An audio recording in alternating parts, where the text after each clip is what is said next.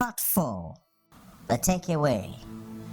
This video is the fourth and final in a 4-part video series of events before and after the murder of Chief Adeola Odutola on April 13, 1995. This expose contains very strong allegations. However, throughout the incredibly long and complex investigation, our focus was always clear: to expose all those who conspired and murdered our father, Chief Adeola Odutola, so we could get justice for him. Also, we owe this expose to the memory of those who died mysteriously. Justice Moses Olatunji Oyinade, our brothers Mr. Ademola Odutola and Mr. Adedapo Sunday Odutola, and Mr. Bamidele Idowu, Papa's loyal chauffeur, and Archibong, Papa's male steward. In order not to unnecessarily make this expose longer, we decided not to catalogue all the evils and excesses of Oyinade Olurin and the conspirators. Statement of fact: our father, Chief Timothy Adeola Odutola, Ogbeni Oja of Ijebu-Ode, did not die of natural causes or implications from stroke he sustained in 1981. He was murdered by Oyinade Olurin and a few others. So what happened? In summary, the sequence of significant events followed. 1. May 27, 1977. Oyinade Olurin euthanized her mother Grace Arinola Ogunlesi when she was in the throes of witchcraft confessions on admission at UCH. Her motive was not money. It was to save Oyinade Olurin from shame. Fast forward to 1981. 2. September 1981. Chief Adeola Odutola didn't show up for the family's daily 5 a.m. morning prayer at Onibudo House in Ijebu-Ode. He was found on his bed to have sustained stroke. 3. September 1981. Oyinade Olurin arrives at the scene. The first thing she did was to secure the keys to the safes containing his checkbooks and anything related to money. 4.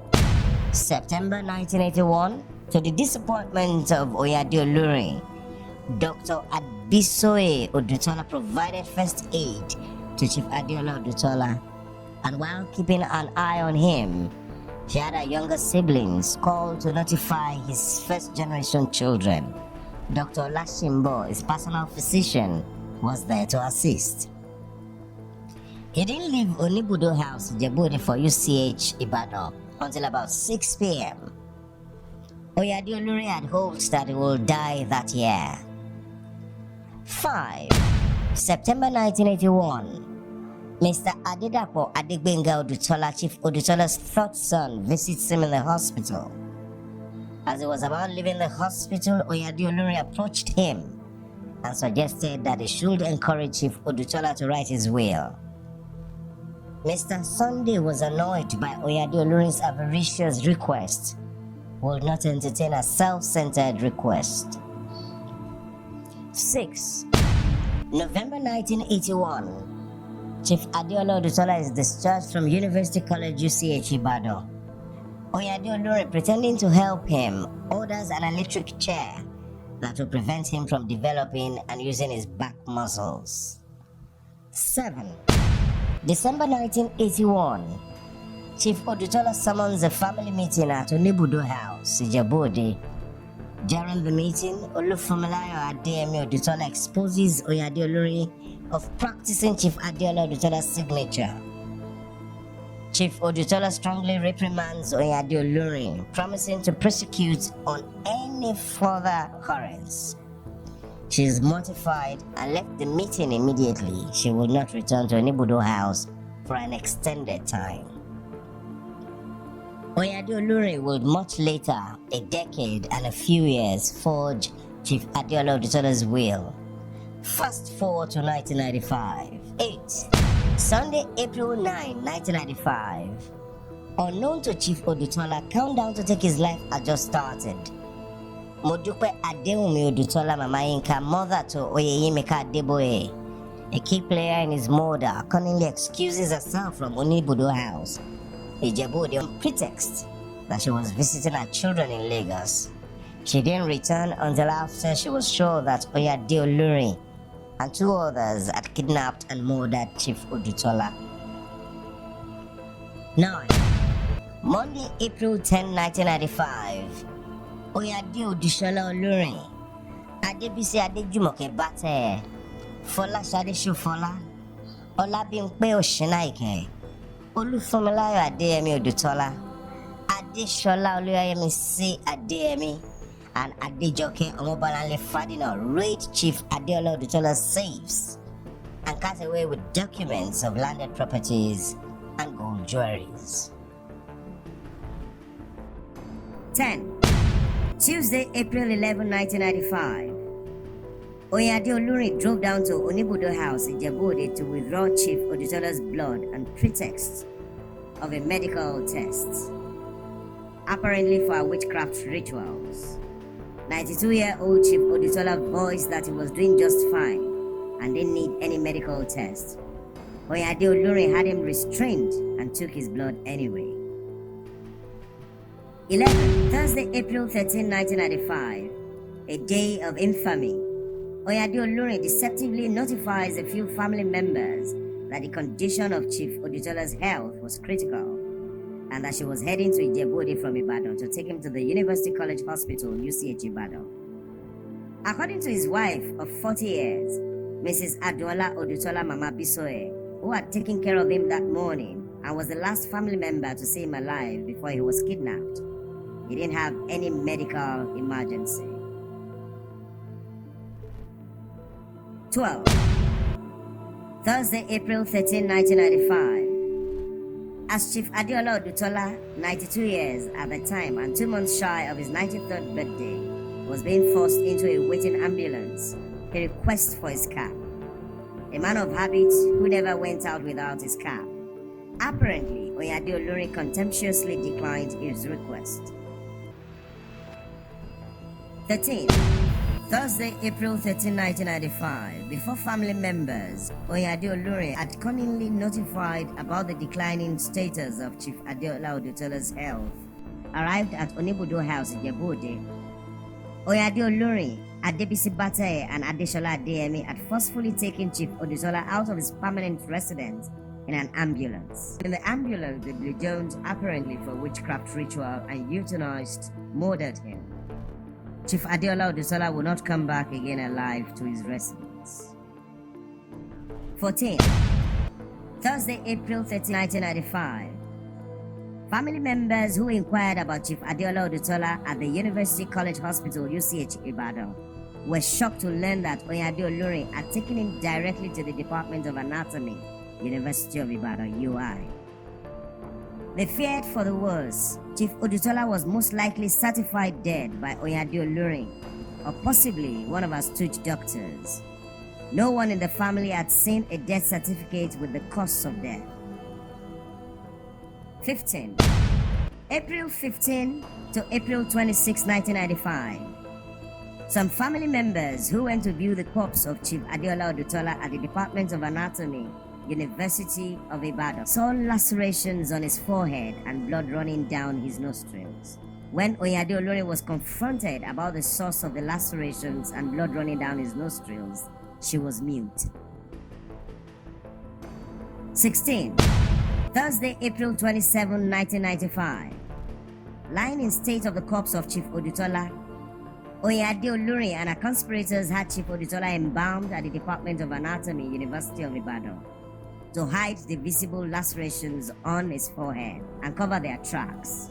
There they started placing netting over the corpse of Chief Adeola Odutola. 17. Friday, April 28, 1995, funeral service and interment for Chief Adeola Odutola. Oyinade Olurin and her conspirators continued to place netting on the corpse of Chief Odutola, even in the casket. To cover our tracks, Oyinade Olurin ensured that the funeral of Chief Adeola Odutola was hurriedly done, 2 weeks and a day after she and 2 others kidnapped had murdered him. Apparently, Oyinade Olurin had been using diabolical means to ensure that nothing was done about her crime. 18. December 18, 1997, Odutola family filed suit number AB 130/96 at the Ogun State High Court of Justice, Abeokuta. Mr. Ademola, Adewunmi Odutola and 11 others plaintiffs respondents versus Professor Akemabogoje, Professor Mrs. Oyinade Olurin and others, defendants and applicants, to contest Oyinade Olurin's forged will and codicil. Wednesday, May 24, 2000, Justice Isaac Babatunde Delano, Chief Judge of Ogun State, ruled in suit number AB 130/96, Oyinade Olurin's forged will and codicil dated November 23, 1993 and March 3, 1993 respectively null and void. So did all the lower courts of the nation. What was the motive of Oyinade Olurin and her conspirators? Money. Oyinade Olurin wanted to control Chief Adeola Odutola's lands, buildings and shares at his holding company, Odutola Holdings, which up until his death was 51%. So she assembled a group of equally vile, greedy and willing accomplices to murder him. After Oyinade Olurin had murdered Chief Odutola, she trickled his shares down to 35%, increased her personal shares, and while still being in control of the 35% shares, which she references as shares belonging to the Board of Trustees herself. 2. With Oyinade Olurin in control, a huge portion of Odutola Holdings Limited shares and Odutola Estate coffers, she became incredibly arrogant and dominated by tunnel vision. She single-handedly, with support from Olufumilai Odutola and Akemabogoje, a professor of geography who has no prior knowledge of manufacturing or business, decimated all the factories Chief Adeola Odutola spent decades building. Oyinade Olurin has handsomely rewarded her conspirators and stooges who are just as greedy with funds from the coffers of the estate, a loot. What Oyinade Olurin and her conspirators must do. 1. The purpose of these videos is to expose those who murdered or conspired in the murder of Chief Adeola Odutola. It is not intended to malign anyone. We have no appetite for that. 2. It is only natural to feel angry, upset, or express strong emotions when those who murdered our father, Chief Adeola Odutola, are walking freely on the streets, and ironically, one of them, Oyinade Olurin, was awarded the Order of the Federal Republic, OFR, in 2005 by former President Olusegun Obasanjo.